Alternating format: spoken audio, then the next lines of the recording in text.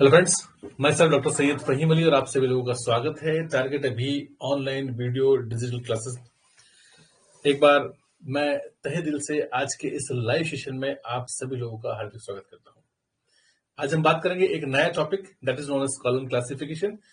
पुस्तकालय वर्गीकरण की एक अत्यधिक महत्वपूर्ण और एक प्रचलित पद्धति जिसे कि हम काम में लेते हैं, क्योंकि जब भी हम कॉलम की बात करेंगे तो डॉक्टर एस आर रंगनाथन का जिक्र भी आएगा।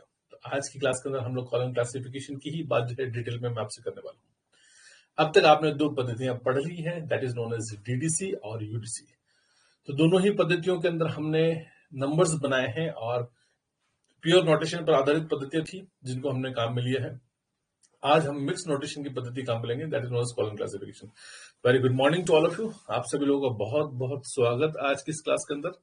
जैसा कि मैं देख पा रहा हूँ, संदीप सिंह, अंजू सिंह, ममता, विवेक शेरावत, सीताराम शर्मा, पम्मी कुमारी, चंदन कुमार मिश्रा, विक्रम, मुकेश, रचना, अंशु, हसनैन आलम, वालेकुम सलाम, सीताराम शर्मा, सुनीता कुमारी, मनीषा कुमारी, अनयिका दत्ता है, अश्मिता है, सुमिता जाना, श्री प्रकाश, सुमन वर्मा, पल्लवी, पंकज, आदित्य, माधुरी, अशोक, केतन, सुनील, सभी लोगों का बहुत बहुत स्वागत आज की इस क्लास के अंदर। देखिए, क्लास स्टार्ट करता हूं मैं और कॉलम क्लासिफिकेशन, क्योंकि एक महत्वपूर्ण बात यह है कि कॉलम क्लासिफिकेशन जो है मेरा फेवरेट टॉपिक है, मेरा सब्जेक्ट है, मेरा पसंदीदा विषय है, क्योंकि मेरी जो पीएचडी है, मेरा जो रिसर्च वर्क है लाइब्रेरी इंफॉर्मेशन साइंस में, वो कॉलम क्लासिफिकेशन पर ही है। समय के साथ धीरे धीरे आपको बताऊंगा क्या चीज मैंने करी है और क्या चीज पहले से थी, उसके बारे में भी वक्त आने पर हम लोग डिस्कस करेंगे। कॉलम क्लासिफिकेशन ये पद्धति है, और कॉलम क्लासिफिकेशन को समझने से पहले जब हम इंट्रोडक्शन की बात करते हैं तो पहले थोड़ी सी बात हम लोग जो है डॉक्टर एस आर रंगनाथन की करेंगे, उसके बाद जो है हम कॉलम क्लासिफिकेशन पाएंगे। हालांकि रंगनाथन का जीवन परिचय ये अपने आप में एक अलग शीर्षक है, और रंगनाथन के जीवन परिचय से संबंधित भी मैंने आपको क्लासेस दी है, हमने वीडियो की है। तो आज की क्लास के अंदर हम लोग बात करेंगे कॉलम क्लासिफिकेशन की। शुरुआत करते हैं। Very good morning to all of you. मुझे लग रहा है बहुत सारे स्टूडेंट जो है लगातार साथ में जुड़ रहे हैं। Priyanka, Kaikasha Begum, Manisha, okay, very good. Okay, so ठीक है, आज वॉइस फुल आ रही है ना? तो वॉइस का इशू शायद खत्म हो गया आपका, तो अच्छी बात है ना? वॉइस अच्छी आनी भी चाहिए आप लोगों को। Okay, so thank you for this. चलिए शुरुआत करते हैं कॉलम क्लासिफिकेशन की। और कॉलम क्लासिफिकेशन की शुरुआत में सबसे पहले मैं आपको डॉक्टर एस आर रंगनाथन की बात बताता हूँ, और वहां से हम लोग जो है इस टॉपिक को स्टार्ट करेंगे। 1924 1924 रंगनाथन पहली बार मद्रास विश्वविद्यालय के पुस्तकालय अध्यक्ष के पद पर नियुक्त हुए। ये आपको याद है। मैं कंप्लीट जीवन परिचय नहीं पढ़ा रहा रंगनाथन का, क्योंकि जो कॉलम के संदर्भ में जो विशेष है, आवश्यक है, मैं उसकी बात आपसे कर रहा हूँ। अपने आप में एक महत्वपूर्ण पद्धति, लेकिन मैं 1924 की बात करूँ। 1924 में सबसे पहली बार जब डॉक्टर एस आर रंगनाथन पुस्तकालय अध्यक्ष का पद उन्होंने जब ग्रहण किया, तो पद ग्रहण करने के बाद उन्होंने देखा कि लाइब्रेरी के अंदर बहुत सारी कमियां हैं, या बेसिकली लाइब्रेरीशिप क्या होती है, रंगनाथन को इसके बारे में आइडिया नहीं था। रंगनाथन को लगा कि वास्तविक तौर पे कुछ कमियां हैं, यानी कि इतनी बड़ी लाइब्रेरी है और इतने सारे रिसोर्सेज हैं, लेकिन फिर भी जो है यहाँ पर पढ़ने वाले बहुत कम है, यूजर्स बहुत कम है। तो या तो शायद अवेयरनेस की कमी है, या संसाधनों की कमी है, या किसी प्रकार से जो है हम लोग देखें तो लाइब्रेरी का इतना अच्छा और बेहतर यूज नहीं हो रहा है जितना होना चाहिए। रंगनाथन ने देखा कि चीजें जो है वो व्यवस्थित नहीं है, क्योंकि जो है संसाधन या तो उनको एक निश्चित क्रम में नहीं जमा रखा है, इस वजह से नहीं है। तो कुल मिलाकर रंगनाथन जो है लाइब्रेरीशिप के बारे में बहुत कुछ सीखना चाहते थे। इसी उस उद्देश्य से कि ताकि लाइब्रेरीशिप के बारे में कुछ सीखे, तो वो 1924 में ही जो है वो लंदन गए, और उन्होंने बहुत सर्च किया कि भाई लाइब्रेरीशिप कहाँ अच्छी सिखाई जाती है, ये कौन है। तो लंदन पहुंचे 1924 में ही, और 1924 में जब लंदन पहुंचे, सितंबर 1924 का जब लंदन के लिए रवाना हुए, तो वहां लंदन पहुंचने पर जो है उनकी मुलाकात WCB शेयर्स से हुई। WCB शेयर्स जो थे क्रॉयडन पब्लिक लाइब्रेरी के चीफ लाइब्रेरियन के पद पर काम कर रहे थे, और साथ में लंदन स्कूल ऑफ लाइब्रेरीशिप के अंदर भी जो है वो प्रोफेसर के पद पर काम कर रहे थे। तो लाइब्रेरीज के बारे में थोड़ा सिखा रहे थे, क्योंकि वो जितना भी शेयर से सीखा था वो मेलविल डेवी से सीखा था। तो मेलविल डेवी के शिष्य थे और रंगनाथन के गुरु बने। तो रंगनाथन और मेलविल डेवी के बीच की जो कड़ी है वो WCB शेयर्स थी, ये भी मैं आपको पहले बता चुका हूँ। WCB शेयर्स जो है उस वक्त बहुत सारा लिटरेचर लिख चुके थे, और लाइब्रेरी क्लासिफिकेशन भी उनके इंटरेस्ट का टॉपिक था, वो उसी चीज के ऊपर काम कर रहे थे। रंगनाथन की उनसे मुलाकात हुई, रंगनाथन वहां रहे, और कुल मिला के 9 महीने रंगनाथन वहां रहे। 9 महीने बाद जो है वापस जुलाई के अंदर जो है लौट कर इंडिया आ गए। रंगनाथन के मन में बहुत सारी चीजें थी और बहुत सारी चीजों को साथ में लेकर आए थे।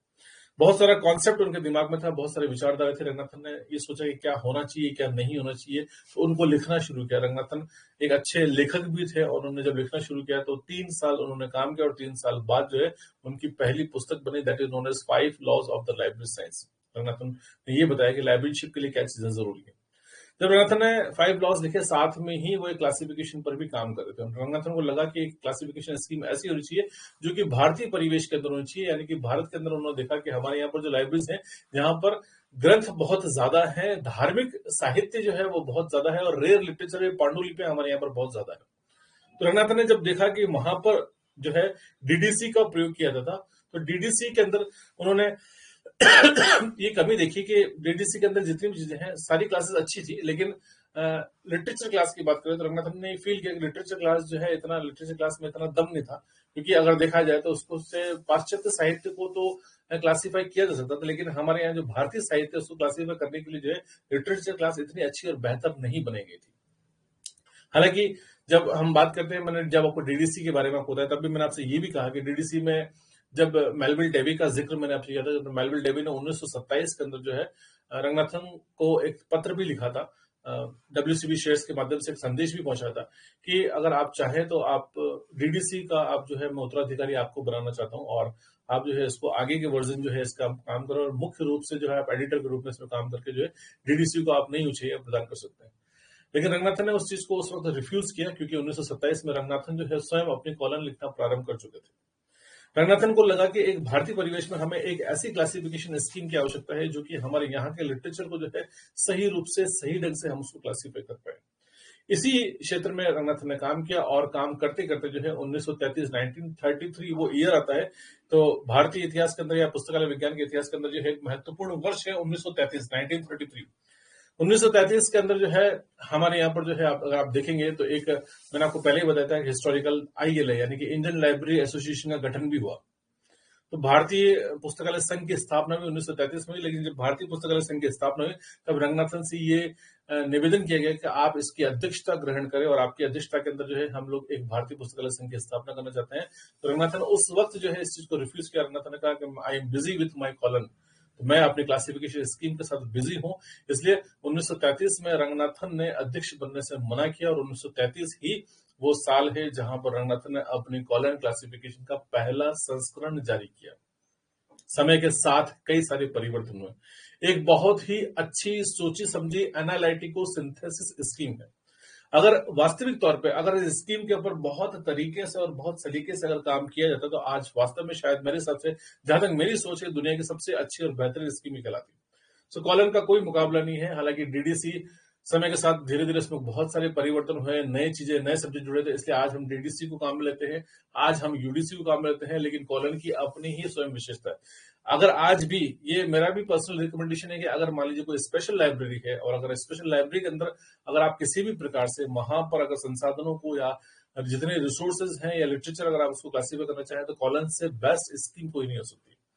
लिटरेचर क्लास भी अगर आप देखेंगे तो कॉलन की लिटरेचर क्लास सबसे छोटी क्लास जो है लिटरेचर क्लास है। कॉलन जो किताब है, एक ही किताब के अंदर सब कुछ, सारी क्लासेस दे रखी है, सारे शेड्यूल्स दे रखे हैं, सारे टेबल्स दे रखे हैं, सारे इंडेक्सेस एक ही किताब के अंदर, छोटी सी किताब है, उसके अंदर सब कुछ आ गया। इवन अगर मैं कंपेयर करूं, अगर मैं यूडीसी से कंपेयर करूं तो यूडीसी से भी छोटी किताब है, क्योंकि यूडीसी के अंदर जो है पेपर का साइज बहुत बड़ा है, एक पेज पर बहुत सारी चीजें, लेकिन उसके 1/4 पेज के ऊपर जो है कॉलम बनी हुई, यानी कि कॉलम को अगर कंपेयर करें तो सबसे छोटा लिटरेचर जो है कॉलम का है। फॉर्मूले ज्यादा है उसके अंदर, लेकिन अगर फॉर्मूला अगर एक बार हम समझ लेते हैं तो उसके आधार पर हमें नंबर बनाना बहुत इजी होता है। तो 1933 के अंदर ऑलमोस्ट देखें, आज 2022 है, 1933 यानी कि अप्रोक्सीमेट जो है 90 साल पहले, 90 ईयर्स बैक जो है ये स्कीम है। और स्कीम जो है बहुत उस वक्त इसका प्रचलन बहुत हुआ, यानी कि रंगनाथन ने बहुत प्रयास किए और इंडिया की जो सबसे बड़ी एकेडमिक लाइब्रेरी है, that is known as BHU, Banaras Hindu University की लाइब्रेरी है, वहां का लगभग उस वक्त जो है 1.5 लाख पुस्तकों का लिटरेचर जो था, साहित्य था, उनके क्लास नंबर जो है रंगनाथन ने खुद अपने हाथों से बनाए थे। तो आज भी बीएचयू यानी कि बनारस हिंदू यूनिवर्सिटी की लाइब्रेरी है, वहां पर ऐसी बहुत सारी किताबें हैं, रेयर बुक्स है, जहां पर रंगनाथन के अपने हाथ से किताबों के ऊपर जो है क्लास नंबर लिखे हुए। So that is the thing. तो ये स्कीम है और आज की क्लास के अंदर जो है हम इस स्कीम के बारे में या कॉलम क्लासिफिकेशन के बारे में ही बात करेंगे। मैं बहुत लंबी और बहुत गहराई से इसके ऊपर बात कर सकता हूँ, लेकिन हम सब्जेक्ट पॉइंट ऑफ व्यू पर ही चलेंगे। कॉलम क्लासिफिकेशन मुझे आपको पढ़ाना है, तो आज की जो क्लास है वो कॉलन क्लासिफिकेशन पर ही आधारित है। Okay, so very good morning to all of you. देखिए, एक अच्छी बात यह है कि मैं, जैसा कि मैंने आपको पिछली बार बताया था, कुछ लोग जो है समय के साथ नए जुड़े हैं। तो किसी ने शायद डीडीसी पढ़ा, किसी ने नहीं पढ़ा, किसी ने यूजीसी पढ़ा, नहीं पढ़ा, कोई फर्क नहीं पड़ता। तो कॉलन जो है इट्स डिफरेंट, क्योंकि ये बात जरूर है कि यूडीसी पढ़ने के लिए डीडीसी का नॉलेज होना जरूरी है, लेकिन कॉलन आप फ्रेश टॉपिक समझ के आप स्टार्ट कर सकते हैं और यहाँ से आप प्रारंभ कर सकते हैं। So it's a new beginning. और हम लोग बात करते हैं लाइब्रेरी में। मैंने आपको पहले ही बताया था कि क्लासिफिकेशन और कैटलॉगिंग अपने आप में दो महत्वपूर्ण चीजें हैं। एक क्लासिफिकेशन है और एक कैटलॉगिंग है। पहले क्लासिफिकेशन होगा, देन उसके बाद कैटलॉगिंग होगी। इसीलिए रंगनाथन ने भी पहले क्लासिफिकेशन लिखा, देन उसके बाद कैटलॉगिंग करी। 1933 में कॉलन क्लासिफिकेशन का पहला संस्करण आया। तो एक साल बाद 1934 के अंदर सीसीसी क्लासिफाइड कैटलॉग कोड लिखा। तो रंगनाथन एकमात्र केवल दुनिया में एक ऐसे व्यक्ति हैं जिन्होंने क्लासिफिकेशन लिखा, एक ऐसे व्यक्ति जिन्होंने खुद कैटलॉगिंग लिखा। तो आप सोचे, एक ऐसे व्यक्ति जिन्होंने खुद 5 लॉज लिखे हैं, ऐसे व्यक्ति जिन्होंने खुद रेफरेंस सर्विसेज के बारे में बहुत डिटेल्स लिखे। तो अल्टीमेटली केवल मात्र एक ही व्यक्ति है जिन्होंने अपने जीवन में संपूर्णता जो है बहुत सारे काम किए और अपना संपूर्ण जीवन जो है लाइब्रेरी और इंफॉर्मेशन साइंस को डेडिकेटेड किया। एकमात्र व्यक्ति है जिन्हें हम लोग father of library and information science कहते हैं। ओके, एकमात्र ऐसे व्यक्ति जिन्हों को डॉक्टरेट जो है वो जो है मानक उपाधि के रूप में जो है उनको दी गई। तो ऐसी बहुत सारी चीजें हैं। डिलीट करने वाले जो है वो पहले व्यक्ति। तो रंगनाथन का जीवन परिचय तो खैर मैं अभी आपसे डिस्कस नहीं कर रहा, मैं सिर्फ और सिर्फ जो है कॉलन की बात आपसे कर रहा हूँ। तो हम लोग कॉलन की बात करेंगे, कॉलन क्लासिफिकेशन की बात करेंगे। तो ये रंगनाथन ने अपने जीवन में सबसे पहला महत्वपूर्ण काम जो किया वो ये है कि लाइब्रेरी क्लासिफिकेशन खुद लिखा, और खुद लिखा कॉलन क्लासिफिकेशन। तो आज की क्लास में जो है हम लोग कॉलन क्लासिफिकेशन की बात करते हैं। 1 मिनट का समय लूंगा, आपसे बात करूंगा और फिर उसके बाद जो है आज टॉपिक स्टार्ट करेंगे। Very good morning to all of you. Mayank, Sandeep Kumar, Amarjeet Kumar, Sunil ji. प्रथम संस्करण 1934 में किया गया नहीं जी, प्रथम संस्करण जो है 1933 है। भानु प्रताप, कॉलन की बात कर रहा हूँ ना। रंगनाथन को भारत रत्न भी मिलना चाहिए जी, बिल्कुल, है ना। वेरी गुड, है ना। अमरजीत कुमार है, Jayaprakash, very good morning. Okay, Madhuri Madhwani, I am also from Udaipur. बहुत अच्छी बात है माधुरी जी, आप उदयपुर से, मैं भी उदयपुर से। तो very good morning to all of you. चलिए आज की क्लास स्टार्ट करते हैं। और we are right now 100+ student, और टॉपिक नया है और इसको शुरुआत से समझने की कोशिश करते हैं। Okay, so this is simple classification scheme है। और मैंने अभी आपसे कहा कि जब तक मैं बात, अगर मैं रंगनाथन की बात नहीं करूं, क्योंकि परिचय की हम लोग बात करते हैं, so that is doctor S R Ranganathan. Ranganathan को ट्रिब्यूट करते हैं। रंगनाथन के बिना कॉलन को डिस्कस करना जो है संभव नहीं है। तो रंगनाथन के मन में, मस्तिष्क में ये बात आई क्योंकि ऐसा करना चाहिए और क्लासिफिकेशन स्कीम लिखनी चाहिए। जब देखिए रंगनाथन ने बहुत अच्छी बातें करी हैं, और क्योंकि देखिए भारतीय संस्कृति का कहीं ना कहीं इसके अंदर जो है समाहित आपको मिलेगा, और ये फ्लेवर आपको कहीं ना कहीं आपको मिलता रहेगा जब मैं कॉलन की बात करूंगा। हालांकि समय के साथ हम लोग और गहराई से इसका अध्ययन करेंगे। कॉलन के अंदर आपको पता है तो 5 फंडामेंटल कैटेगरीज की हम लोग बात करते हैं, that is known as PMEST, है ना। तो किसी भी विषय को 5 अलग अलग तत्वों में विभाजित करके, और रंगनाथन ने कहा भी है, तो उसके अंदर भी जो है हमारे साहित्य का बहुत बड़ा लेन देन है, वेदों की उसके अंदर बात की गई। रंगनाथन ने बहुत कुछ लिखा है। तो बेसिकली एक इंपॉर्टेंट बात मैं आपको यहाँ बताऊं, रंगनाथन देखिए हिंदी नहीं समझते थे, और रंगनाथन ने कभी भी हिंदी के अंदर कोई साहित्य नहीं लिखा।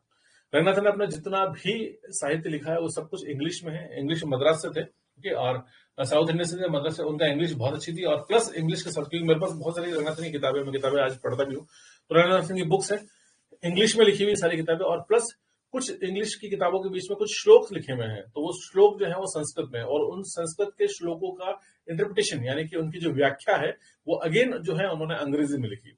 ऐसी बहुत सारी किताबें, और उन ही मुझे शुरुआत में जब मैंने रंगनाथन का लिटरेचर पढ़ना शुरू किया तो मुझे लगा, तो मैंने सोचा कि हाँ इंग्लिश में इट्स ओके, लेकिन इंग्लिश के साथ हिंदी नहीं है, इंग्लिश के साथ उन्होंने बहुत सारी जगह पर संस्कृत यूज करी है। संस्कृत के श्लोक, संस्कृत के वाक्य, और संस्कृत के अंदर जो इंपॉर्टेंट जो वेद पुराणों में जो चीजें लिखी हुई उनको लिखकर जो है उन्होंने इंटरप्रेट करके जो है कॉलन का जो है बेस तैयार किया। अब कॉलन का बेस तैयार किया, तो बेस इसलिए तैयार किया कि रंगनाथन, देखिए बहुत छोटी सी बात है, इस बात को आप भी एग्री करेंगे और फिर मैं आगे इस बात को अपने कंटिन्यू करूंगा। देखिए हम लोग ये मानते हैं, रंगनाथन ने कहा कि देखिए it's universe of knowledge, universe of knowledge, ज्ञान जगत के बारे में बात करने वाले पहले व्यक्ति भी डॉक्टर SR रंगनाथन ही है। ये भी पूछा था कि यूनिवर्स ऑफ नॉलेज शब्द किसने दिया, तो रंगनाथन ने दिया। रंगनाथन ने कहा कि हम संपूर्ण है, ये मानव है हम, और मानव जीवन है, हम मनुष्य हैं, हम प्राणी हैं, भगवान की बनाई हुई हम रचना है, और जितनी भी प्रकृति है सब कुछ इसका निर्माण जो है भगवान ने ही किया है। तो रंगनाथन ने कहा कि जिस प्रकार, बहुत छोटी सी बात है लेकिन बहुत महत्वपूर्ण बात है, रंगनाथन ने कहा जिस प्रकार पूरी पृथ्वी या पूरी सृष्टि की हम लोग बात करते हैं तो ये हम हिंदू माइथोलॉजी की हम बात करते हैं, उसके अनुसार ये कहा जाता है कि भाई पूरी प्रकृति या पूरी सृष्टि का निर्माण जो है ये कुल मिला के 5 तत्वों से किया गया है। एवरीबडी नोज है ना, हम लोग जानते हैं ना, हम कहते हैं ना पंच तत्व, इसलिए कहते हैं ना पंच तत्व जो है, हम सब कुछ पूरी सृष्टि किससे बनी है, 5 तत्वों से मिलकर बनी है।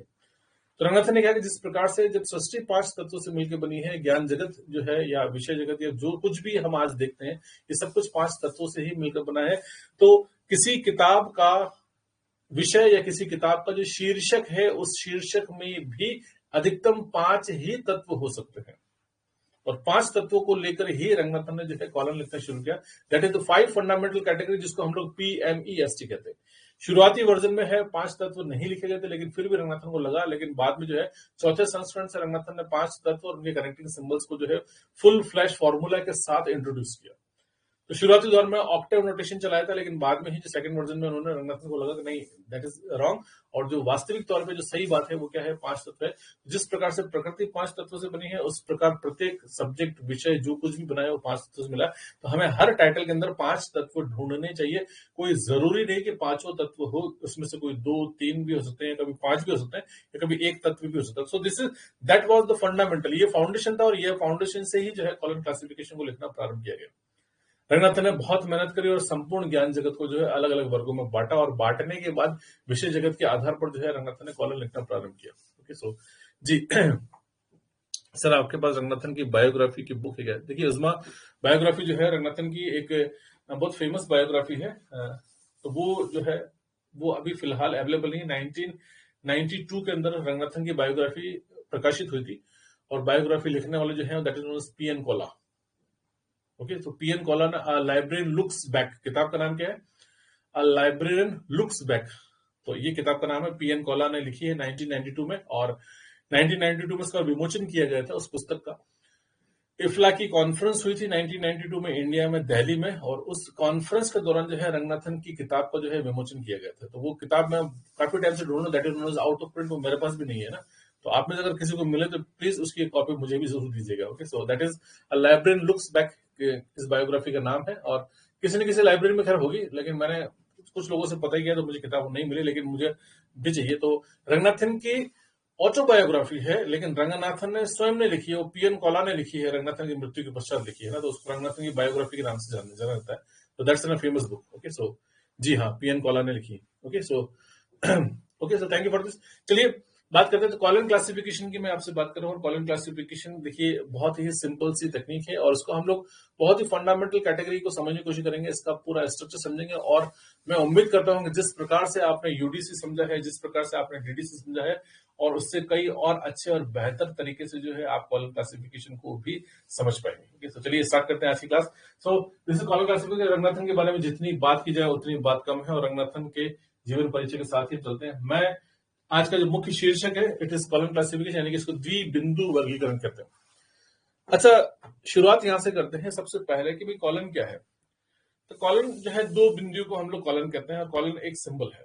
रंगनाथन ने कॉलम यूज करना प्रारंभ किया, और उसी से रंगनाथन को लगा, इसलिए रंगनाथन ने इस पद्धति का नाम जो है कॉलम क्लासिफिकेशन का। हालांकि रखने को तो रंगनाथन इसको रंगनाथन क्लासिफिकेशन भी लिख सकते थे, जिस प्रकार से मेलविल डेविन ने जो है डेवी डेसिमल क्लासिफिकेशन नाम दिया, उस प्रकार से भी किया जा सकता था, लेकिन ऐसा नहीं है। रंगनाथन ने इसको जो है कॉलम क्लासिफिकेशन नाम दिया, क्योंकि कॉलम सिंबल को ही सबसे ज्यादा काम में लिया। और क्यों, तो मैं अभी 5 तत्वों की बात करूंगा, और 5 तत्वों के बेसिक फंडामेंटल कैटेगरी जब आप समझाऊंगा तो आप खुद समझ जाएंगे हाँ वास्तविक तौर पर इसका नाम कॉलम क्लासिफिकेशन ही हो सकता था, इसके अलावा और कोई अच्छा बेहतर नाम जो है इस पद्धति का शायद नहीं हो सकता था। इसलिए सो कॉलम क्लासिफिकेशन ये किताब है आपकी। ओके, और ये जो कंप्लीट क्लासिफिकेशन स्कीम है इस पुस्तक के रूप में आपके पास अवेलेबल है, मार्केट में किताब मिल जाएगी आपको। और ये लिखा हुआ colon classification 6th edition, SR Ranganathan, SRELS, Sarada Ranganathan endowment for library science दे रखा है, बैंगलोर दे रखा है। 2006 का ये वर्जन मेरे पास अवेलेबल है, मार्केट में किताब अवेलेबल है। इजीली कॉलम क्लासिफिकेशन आप ढूंढेंगे आपको मिल जाएगा। मात्र 200-250 रुपए की किताब जो है मिलती है। समय के साथ प्रिंट महंगा हो रहा है, इसलिए कभी फिलहाल थोड़े टाइम पहले एक बच्चे लेके आया तो कह रहा सब 350 रुपए की किताब मिल रही है, तो नहीं पॉसिबल, तो ये 200-300 रुपए का मैटर है, इतना मिल जाता है। कॉलम क्लासिफिकेशन जब शुरुआती मैं 15 इयर्स बैक की बात करूं, जब सबसे पहली बार मैं कॉलेज गया तो मैं वहां पर बिलीव के अंदर मैंने एडमिशन लिया। मैं बहुत जो था इम्प्रेस था इन चीजों से कि भाई क्लासिफिकेशन क्या होता है, कैसे किताब के ऊपर आप एक नंबर डाल देते हैं। और उस नंबर से किताब जम जाती है, और उस नंबर से किताब को पहचाना आता है। तो ये कैसे बनाएंगे, है ना, सिस्टमेटिकली क्या ये बनाया जाएगा और क्या तरीका होगा इसके अंदर, तो ये जानने के लिए मैं उत्सुकता थी, और इसी चीज को लेकर जो है यही चीज मुझे मुझे लाइब्रेरी की तरफ खींच के लगी, मुझे बिली की तरफ। तो अल्टीमेटली जब अध्ययन स्टार्ट किया तो क्लास के अंदर देखा, तो 2-4 दिन क्लास के अंदर गया तो वहां पर देखा तो सर क्या कॉलम क्लासिफिकेशन पढ़ाते हैं। दे टोल्ड के everybody has to bring this book, है ना, सबको क्या लाना है, किताब लेकर आनी। सो ये किताब, मैंने किताब से क्या होगा, तो बोले किताब जो है ये किताब अपने आप के अंदर बहुत महत्वपूर्ण है, और सर ने कहा कि ये किताब जो है ये गीता है। अगर आप लाइब्रेरी साइंस पढ़ रहे हैं तो लाइब्रेरी साइंस की जो है गीता जो है that is known as column classification. तब मुझे बात शायद समझ में नहीं आई थी, मुझे लगा कि हाँ शायद ऐसे कह रहे हो, लेकिन जब धीरे धीरे समय के साथ किताब को पढ़ा, सीखा, और मुझे नहीं पता था कि I have to make the career in this field, और जब कैरियर बनेगा तो सबसे इंपॉर्टेंट जो है कॉलन ही सबसे महत्वपूर्ण भूमिका निभाएगा। सो 15 ईयर्स बैक जो सर ने बात कही थी उस समय के साथ धीरे धीरे सच हुई, और उसी चीज पर, उसी पथ पर, उसी राह पर आज भी मैं चल रहा हूँ। सो दैट इज द, कहते हैं ना, बहुत कुछ दिया मुझे तो बहुत कुछ दिया है, रंगनाथन ने दिया है और कॉलम क्लासिफिकेशन ने दिया है। So ultimately the thing is that किताब है, ये एक ही पुस्तक है, और किताब जो है नॉर्मली इस किताब के 3 भाग है अगर आप देखेंगे। So there are, this book has 3 part. Okay ji, ये किताब है, इस किताब का 3 भाग है। देखिए जैसे नॉर्मली होता, पहला भाग जो है ये रूल्स है, आपके सारे जितने भी नियम है, तो रूल्स सारे कहाँ लिखे हुए आपको फर्स्ट पार्ट में लिखे हुए। एक ही किताब है, एक ही किताब के 3 पार्ट है, तीनों किताब पार्ट को एक साइड बाइंड करके एक ही पुस्तक के रूप में दिया गया है आपको। उसमें पेज नंबर अलग से चलेंगे, जैसे फर्स्ट पार्ट है तो फर्स्ट पार्ट के सारे पेज नंबर 1.1, 1.0, 1.1, 1.2 ऐसे करते हुए चलेंगे। देन जैसे सेकंड पार्ट स्टार्ट होगा तो सेकंड पार्ट के जो नंबर है वो 2.1, 2.2 ऐसे चलेगा। जब थर्ड पार्ट स्टार्ट होगा तो उसके पेज नंबर 3.1, 3.2 ऐसे चलता रहेगा। सो दिस इज थिंग कि एक ही किताब के अंदर जो है 3 भाग है। Okay, so part 1, part 2 and part 3। जो पार्ट 1 है क्या है आपके, that is known as rules है आपके। पार्ट 2 क्या है आपका, that is known as schedule है। पहले पार्ट में क्या है आपके रूल्स हैं और शेड्यूल, ये आप बहुत अच्छे से समझ सकते हो क्योंकि मैंने आपको समझाना, आपको बता दिया कि 2 स्कीम हम लोग बहुत महत्वपूर्ण स्कीम हम लोग कर चुके हैं। So first part that is rules है, सेकंड पार्ट क्या है आपका, that is known as schedule है। तो थर्ड पार्ट जो है आपका that is known as schedules of the classic and scaled book है ना, तो सेक्रेड बुक्स है आपका। तो ये आपका जितना रेयर किताबें हैं, या हम कहते हैं ना वो जो धार्मिक ग्रंथ हैं या वेद पुराण हैं, जो क्लासिकल बुक्स हैं, पुरानी रेयर बुक्स हैं, तो सेक्रेड बुक्स जो है उनसे संबंधित नंबर बने बनाए आपको दे रखे हैं। हालांकि वो हमारे लिए आज के इस दौर में इतने यूजफुल नहीं है, लेकिन अगर किसी के पास रेयर लाइब्रेरी है और या किसी के पास पांडुलिपियां हैं किसी पर, तो वो क्योंकि स्पेशल लाइब्रेरी के क्लासिफिकेशन के लिए बहुत सारी किताबों के बने बनाए नंबर जो है वहां पर आपको मिल जाएंगे। उनके नए नंबर आपको बनाने की आवश्यकता नहीं होगी, तो वहां पर आपको बने बने आपको मिल जाएंगे। Okay, so these are the things. तो ये कॉलन है, और कॉलन के जो है महत्वपूर्ण आपके यहाँ पर कितने भाग है, तो 3 भाग है, और 3 भागों को कंबाइन करके एक ही पुस्तक के रूप में दे रखा है। तो SRELS, शारदा रंगनाथन एंडोमेंट की बात करते हैं, बैंगलोर के अंदर है। और इस पुस्तक के या रंगनाथन का जितना भी साहित्य है, जितना भी लिटरेचर है, उस लिटरेचर का समस्त कॉपीराइट जो है वो SRELS के पास ही है। That is known as Sarada Ranganathan Endowment की हम लोग बात करते हैं। शारदा रंगनाथन की दूसरी बीवी का नाम, पहली बीवी का नाम रुक्मणी, जिनका देहांत 1928 में ही हो गया था, और उसके पश्चात जो है 1929 के अंदर जो है रंगनाथन ने पुनः विवाह किया, तो शारदा से विवाह किया, तो शारदा जो है उनकी दूसरी पत्नी है। ओके, तो उन्हीं के नाम से आज भी बैंगलोर में जो है एंडोमेंट चलता है, ये संस्थान है जिसको हम लोग SRELS कहते हैं। तो ये भी आपके लिए जानना जरूरी है। हालांकि जब रंगनाथन का हम लोग जीवन परिचय पढ़ते तब ये सारी बातें वहां पर भी करते हैं। सो दिस इज क्लासिफिकेशन। मैंने आपको बता दिया कि ये कॉलम क्लासिफिकेशन के मुख्य रूप से जो है 3 भाग है। नाउ इंपॉर्टेंट है, देखिए जब भी हम कॉलम की बात करते हैं तो कॉलम की बात के अंदर हम ये चीज जरूर आती है कि कॉलम से संबंधित बहुत सारे प्रश्न एग्जाम में पूछे जाते हैं। एक प्रश्न ये जरूर आता है, और जो बहुत कई बार आ चुका है, यानी कि एक इसी से 2-2, 3-3 भी चीज पूछी गई, कॉलम के कितने संस्करण है, कौन सा संस्करण कब प्रकाशित किया गया, और उसके अंदर बीच में जो है विशेषता उसके अंदर क्या है, तो ये चीजें जो है पूछी गई होगी। So that's an important. यहाँ पर हम लोग बात करते हैं कॉलम के संस्करण का जो है चार्ट है, आपको यहाँ पर देख सकते हैं आप इजिली, और आपको शायद मेरे हिसाब से आपको नजर आ रहा होगा, पीडीएफ आपको मिलेगी उसके अंदर। कॉलम के कुल मिलाकर जो है अब तक, क्योंकि स्टैंडर्ड माना जाता है 6ठा संस्करण, लेकिन कुल मिलाकर जो है कॉलम के 7 संस्करण प्रकाशित हुए। रंगनाथन की मृत्यु के पश्चात भी जो है कॉलम का संस्करण प्रकाशित हुआ। रंगनाथन की मृत्यु 1972 है, 27 सितंबर 1972 में रंगनाथन की मृत्यु हो गई और रंगनाथन की मृत्यु के भी 15 साल बाद जो है रंगनाथन के कॉलन का 7वां संस्करण प्रकाशित हुआ। उसके बाद कोई संस्करण नहीं आया।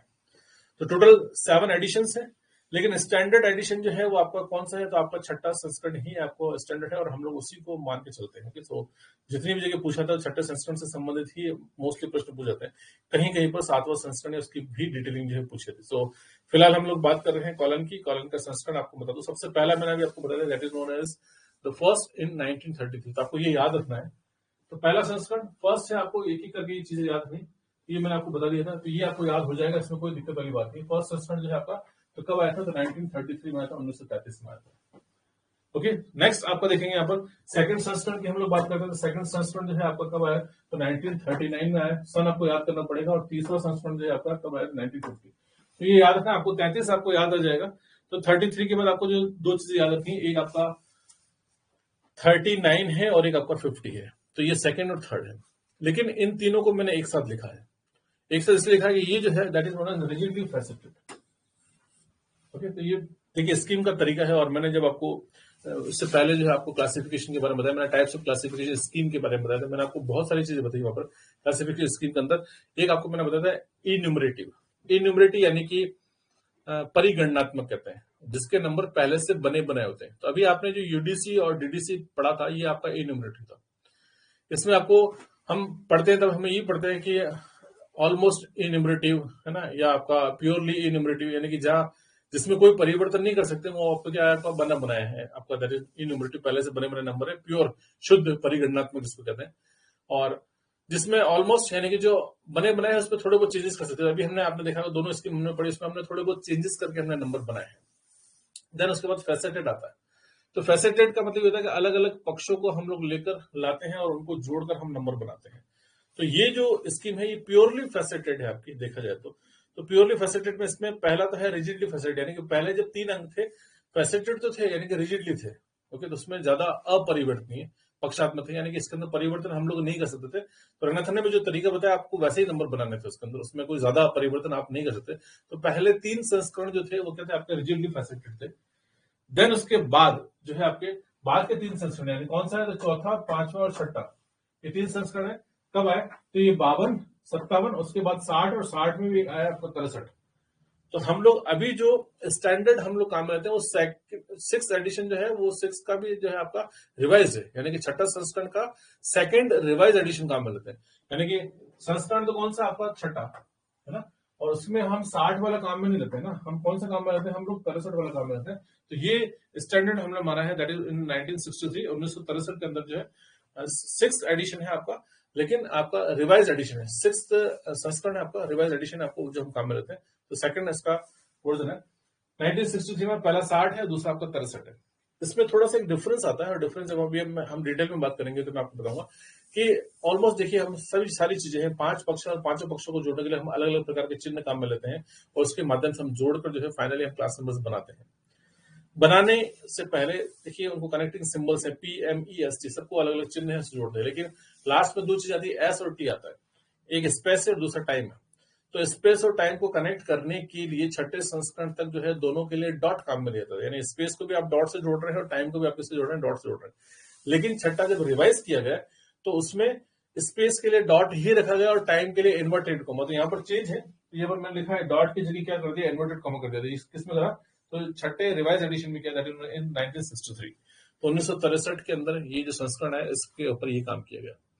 इसके पश्चात फाइनली लास्ट 1987 यहाँ पर दे रखा है, देखिए 17 साल बाद जो है रंगनाथन की मृत्यु के 17 साल बाद जो है वहां पर आपको मिलता है 1987 मिलता है।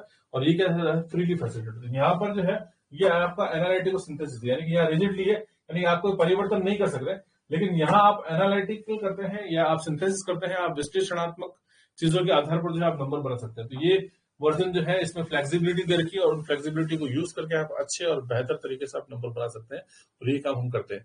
प्रैक्टिकली करूंगा मैं आपको साथ में, और बहुत सारी चीजों को साथ में लेकर मैं क्लास नंबर बनाने की कोशिश करूंगा, तब आपको समझ में आएगा हाँ वास्तविक तौर पर आप इस प्रकार से भी क्लास नंबर बना सकते हैं।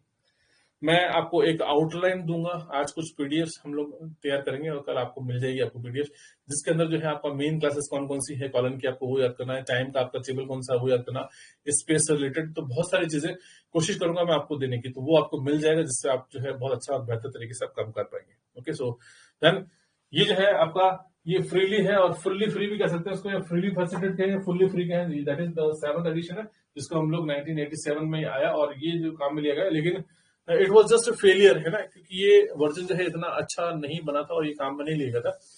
इस वर्जन को बनाया तो अच्छे तरीके से गया था, 3 लोगों ने मिलकर इसको बनाया है ना, that is known as Gopinath जो है, सीतारमण है और नीलम अगान, ये रंगनाथन के 3 शिष्य थे जो कि SRELS में काम करते थे। इन तीनों ने मिलकर जो है 7वां संस्करण लिखा, लेकिन कहीं ना कहीं इस 7वें संस्करण के अंदर रंगनाथन की जो फिलोसफी थी, रंगनाथन का जो दर्शन था, वो इसके अंदर मिसिंग था। वो दर्शन जो है आपको वो यहाँ पर नहीं मिलता है, इसीलिए जो है ये संस्करण आपका फेल हुआ और 6th रिवाइज एडिशन तक ही हम लोग जो काम में लेते हैं। हालांकि मैंने रंगनाथन का बहुत सारा लिटरेचर पढ़ा है और बहुत सारी चीजों को मैंने एनालिसिस भी किया है, कुछ कमियां मुझे सिस्टम के अंदर लग रही थी, उन कमियों को सुधारा जा सकता था, और मेरी खुद की ये विलिंग थी, मैंने आपको जैसा कि पहले ही बताया आपको, ये एक हार्दिक इच्छा थी कि क्यों ना एक जब इतना कर लिया तो कॉलन का एक नया संस्करण भी लिखा जाए और कॉलन को वापस से इसको प्रचलित किया जाए और कॉलन को वापस से काम में लिया जाए, ताकि क्या है कि इतनी अच्छी स्कीम, क्योंकि एक व्यक्ति जिसकी हम बात करते हैं, रंगनाथन की बात करते हैं, that is known father of library information science, उन्होंने अपना संपूर्ण जीवन जो है दान किया इस विषय को कंप्लीटली। छोटी सी बात बता के मैं आगे बात को कंटिन्यू करूंगा। देखिए, रंगनाथन 1929 के अंदर रंगनाथन का जब सेकंड टाइम जब उन्होंने मैरिज की, शादी करी, तो ये शादी उन्होंने जो है कोर्ट मैरिज के रूप में उन्होंने करी थी।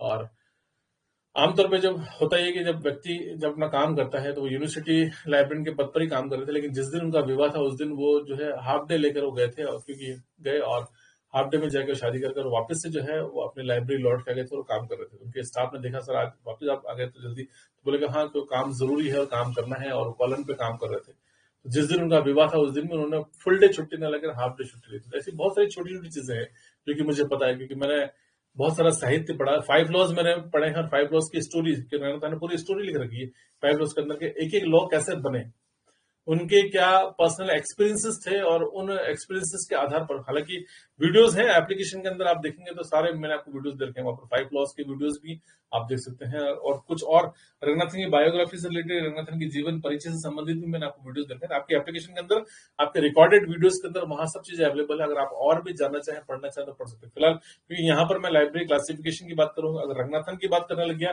तो क्लास बहुत लंबी और एक अलग डायरेक्शन में चली जाएगी।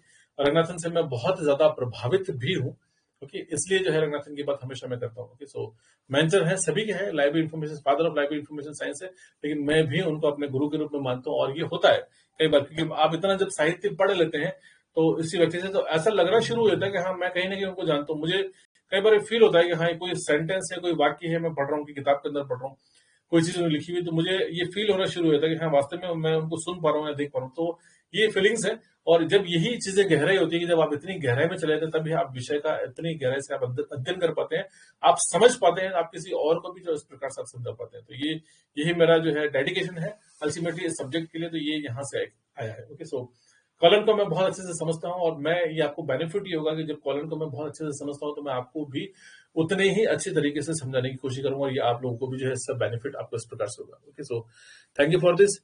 चलिए 2 मिनट आपसे बात करते हैं, फिर आगे क्लास को हम लोग आगे बढ़ाएंगे। Yes please. जी बताइए। आशा करता हूँ कि आपका वर्जन जल्दी है। Thank you Ravi. ये चीजें मैं सोच रहा हूँ, लेकिन कुछ समस्या उसके अंदर है।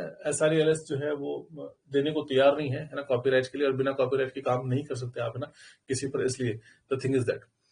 जी, चंदन कुमार मिश्रा जी कह रहे हैं, सर रिक्वेस्ट है, बिहार वाले कोर्स में e notes all 5 minutes note हटा दिया गया है, प्लीज वापस डाल दे कंचन में। देखिए, अगर हटा दिया गया तो ऐसा हटाया नहीं होगा वो, क्योंकि वो तो आप लोगों के लिए वो कहीं और डाल दिया होगा या कुछ और उसमें इजी तरीका बनाया होगा, तो मुझे नहीं पता। लेकिन आप जो है वो टेक्निकल टीम से बात कर लीजिएगा, वो ऐसे हटाएंगे नहीं, है ना, किसी और वो हटाए भी तो कहीं और डाला होगा आप लोगों के लिए इजी करने के लिए। जी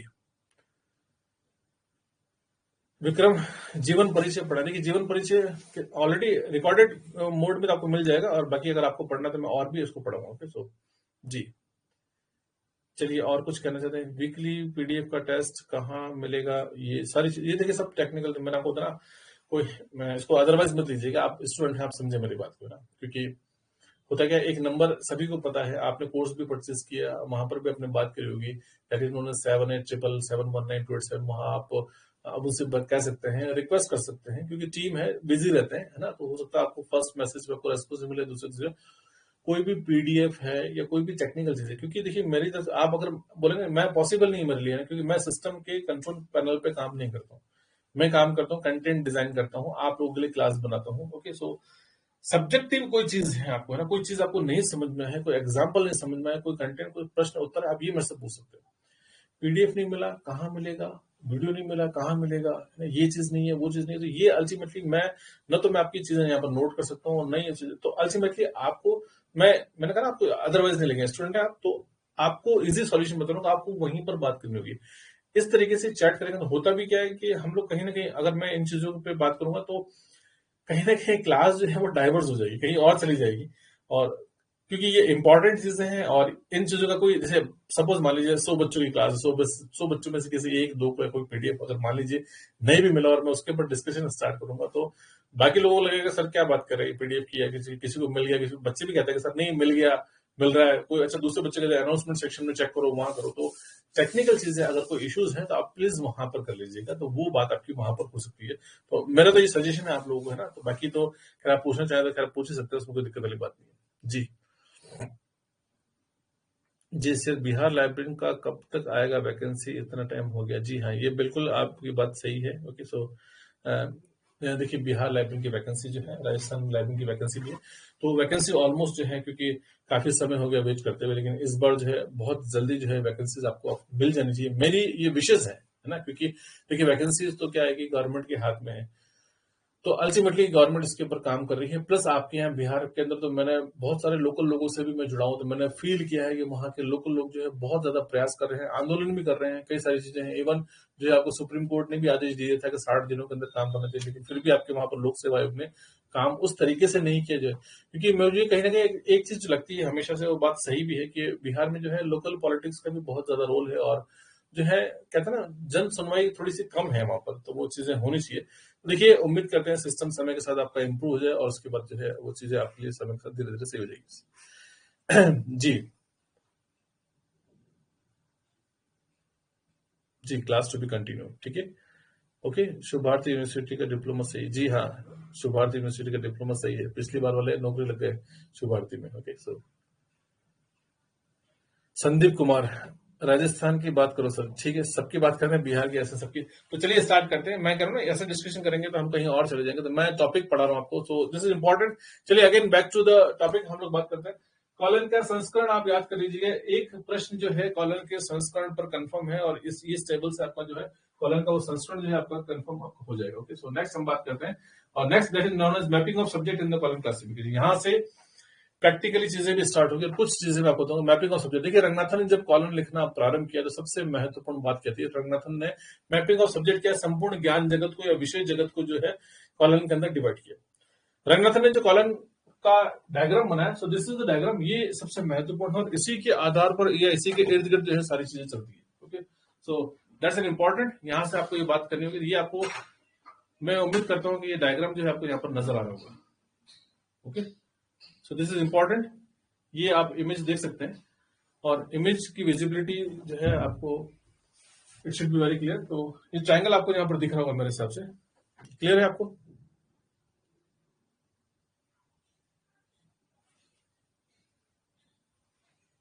okay, so this is image, देखिए यहाँ पर ये ट्रायंगल, इसको समझेंगे क्या इसके अंदर इंपॉर्टेंट है।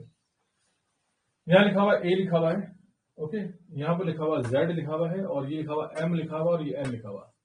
हमने ए से लेकर जेड तक लिया है, क्या लिया हमने, ए से लेकर जेड तक हम लोग चले, तो ए से लेकर जेड तक, तो पहला सफर तो ये है हमारा, ए से लेकर हमने यहाँ ऐसे स्टार्ट किया, तो ये जो है आपका कहाँ से ए से लेकर हम लोग कहाँ गए, एम तक गए, तो ए से लेकर एम तक जितनी भी चीजें सब किससे रिलेटेड है, that is related with the science. Ranganathan ने किया है कि ए से लेकर एम तक, ये ट्रायंगल बनाया हमने, तो ट्रायंगल में हमने बनाया कि ए से लेकर एम तक के जितने भी विषय हैं सारे साइंस वाले हमने कहाँ पर रखेंगे, यहाँ पर, तो एक ही करके साइंस वाले सारे सब्जेक्ट हमने यहाँ पर इसको अंदर ऐसे लिखे। ओके, सो अल्टीमेटली यानी कि physics, chemistry, mathematics, botany, zoology, ये सब कुछ कहां पर आएगा आपका? ए से लेकर एम के बीच में आएगा। देन एम और एन ये दोनों आर्ट है ना? एक आपका यूजफुल आर्ट है, एक आपका विजुअल आर्ट है, और ये आपका जो है स्पिरिचुअल क्लास है ना, आध्यात्मिक है। तो स्पिरिचुअलिटी को देखें आप, तो स्पिरिचुअलिटी के अंदर ऐसे ही होता है, आप देखेंगे। तो मैंने कहा ना कहीं संस्कृति का रोल है, होता है ना। जैसे आप ये मान के चले, एक पहाड़ है, एक पर्वत है, और पर्वत के ऊपर जो है कौन बैठा हुआ है? एक साधु बैठा हुआ जो अपनी तपस्या कर रहा है। तो ऐसा ही एक स्ट्रक्चर बनता है ना। तो ये इसको एक पहाड़ मान सकते हैं, तो ये संपूर्ण हम लोग ये मान सकते हैं, इसको संसार का हमने रूप माना, और यहाँ पर क्या माना हमने? एक साधु। तो ये ऊपर डेल्टा क्लास बनेगी, और डेल्टा ही सिर्फ एक ऐसा सिंबल है जो ए से जेड के अंदर बीच में नहीं है। तो स्पिरिचुअल क्लास जो है कहां पर बनेगी? सबसे ऊपर बनेगी। तो आपको याद रहेगा कि स्पिरिचुअल क्लास का जो सिंबल है वो भी कैसा है? ऐसा डेल्टा जैसे बना हुआ, आपको यहाँ पर बना हुआ, दैट इज स्पिरिचुअल क्लास है। ओके, तो ये दोनों आर्ट है। देन उसके बाद यहाँ से जब हम उतरते हैं नीचे की तरफ जाते हैं, तो ये सब कुछ जो है आपको क्या है? आपका सोशल साइंस एंड ह्यूमैनिटीज। पहले ह्यूमैनिटीज आएगा और फिर क्या आएगा? Social science. तो सोशल साइंस और ह्यूमैनिटी की सारी क्लास जो है कहां से? एन से लेकर जेड के बीच में। तो ये सारे एक ट्रायंगल बनाए गए हैं, और ऐसे ही this is the known as the mapping of subject in colon classification. यानी कॉलन क्लासिफिकेशन अंदर जो है इस सब्जेक्ट को है संपूर्ण इस प्रकार से डिवाइड किया गया। जी हाँ, बिल्कुल। तो ये किया गया, तो ये इंपॉर्टेंट है। ज्ञान जगत को पहले विषय जगत में कन्वर्ट किया, और विषय जगत को जो है फाइनली जो है ट्रायंगुलर फॉर्मेट में जो है सब्जेक्ट के अंदर ऐसे बांटा गया। तो आप देखें तो ये एक महत्वपूर्ण भी है। अगर आप देखिए, कोई भी अगर आपसे पूछ लीजिएगा साइंस, अगर आपसे पूछेगा तो साइंस की किसी सब्जेक्ट की मेन क्लास क्या है, जैसे बॉटनी की, जूलॉजी की, फिजिक्स की, केमिस्ट्री की, किसी की भी अगर मेन क्लास पूछिए आपसे, तो आपको वैसे तो मेरे साथ मैं आपको सारी क्लासेस आपको याद करवा दूंगा, लेकिन फिर भी आपको याद था वो ए से लेकर एम के बीच में आपको मिलेगा। अगर सोशल साइंस की या ह्यूमैनिटीज की कोई क्लास है तो कहां से मिलेगी? एन से लेकर आपको जेड में मिलेगी। तो आप हम लोग बनाते भी है, जैसे आप जेड जो है फाइनल लास्ट क्लास जो है जेड कौन सी है? दैट इज ऑफ लॉ है, ये आपके लॉ क्लास है। ओके, सो एक पीडीएफ दूंगा मैं आपको, एक इमेज दूंगा जिसके अंदर आपको सारा ए से लेकर जेड तक की सारी मेन क्लासेस आपको वहां पर नजर आएगी। और प्लस रंगनाथन ने सब कुछ यूज किया कॉलन के अंदर। कॉलन के अंदर क्या यूज किया? कॉलन के अंदर रंगनाथन ने जो है आपका, देखिए आप ए से लेकर जेड तक भी यूज किया है, 0 से लेकर आपको 9 तक भी यूज किया, और स्मॉल ए से लेकर स्मॉल जेड तक भी यूज किया। इसीलिए ये सब चीजें यूज करने की वजह से ये जो क्लासिफिकेशन स्कीम है कैसी है? That is known as mixed notation. It is NOTATION। कैसे कराती है? सो मिक्स नोटेशन है, क्योंकि अभी आपने इससे पहले जो क्लासिफिकेशन स्कीम पढ़ी है उसके अंदर आपने जो है प्योर नोटेशन पे काम किया। हमने डीडीसी पढ़ी है तो 0 से लेकर 9 तक, हमने यूडीसी किया उसमें भी 0 से लेकर 9 तक, लेकिन ये एक ऐसी स्कीम है जहां पर मिक्स नोटेशन पे काम किया गया। तो कंप्लीटली सारी चीजें एक साथ यहाँ पर की गई और उसी के आधार पर जो काम किया गया। सो दिस इज अ कॉलन, और यही कॉलन का बेस और फंडामेंटल स्ट्रक्चर है। तो उम्मीद करता हूं यहां पर ये बात जो है आपको समझ में आएगी। कॉलन की बात बहुत ही विस्तार से करेंगे, प्लस मेन क्लासेस की बात भी करेंगे। कुछ टेबल्स हैं, कुछ शेड्यूल्स हैं, और कैसे आपको क्लास नंबर बनाना है हम लोग उसकी बात करेंगे। तो आज की क्लास के अंदर इतना ही करेंगे, और कल से हम स्टार्ट करेंगे that is known as again, जैसे हमने प्रैक्टिकल डीडीसी किया है, प्रैक्टिकल यूडीसी किया है, वैसे ही हम लोग प्रैक्टिकल कॉलन भी करने की कोशिश करेंगे। उसके अंदर मैं सबसे पहले 5 फंडामेंटल कैटेगरीज की बात करूंगा आपसे, that is known as PMEST, और PMEST के बाद ही जो है हम लोग इस चीज को कंटिन्यू करेंगे। Okay, so thank you for this, thank you for the today's class. Next class के अंदर हम लोग जो है इस टॉपिक को आगे कंटिन्यू करेंगे। ओके, और इसके अलावा और भी अगर आप कोई चीज और कुछ कहना चाहते हैं तो कमेंट बॉक्स जो है आपके लिए खुला है। फीडबैक जो आप देना चाहें हम दे सकते हैं, और टेक्निकल इश्यूज के लिए मैंने आपको बताया जो नंबर दे रखा है वहां पर आप बात करके जो है अपने इश्यूज आप रिजॉल्व कर सकते हैं। Okay, so thank you for this. Class इसी प्रकार से कंटिन्यू चलती रहेगी। बहुत बहुत शुक्रिया आप लोगों का, और आज के लिए इतना ही। आपसे फिर बहुत जल्दी मुलाकात करेंगे। Thank you, have a good day.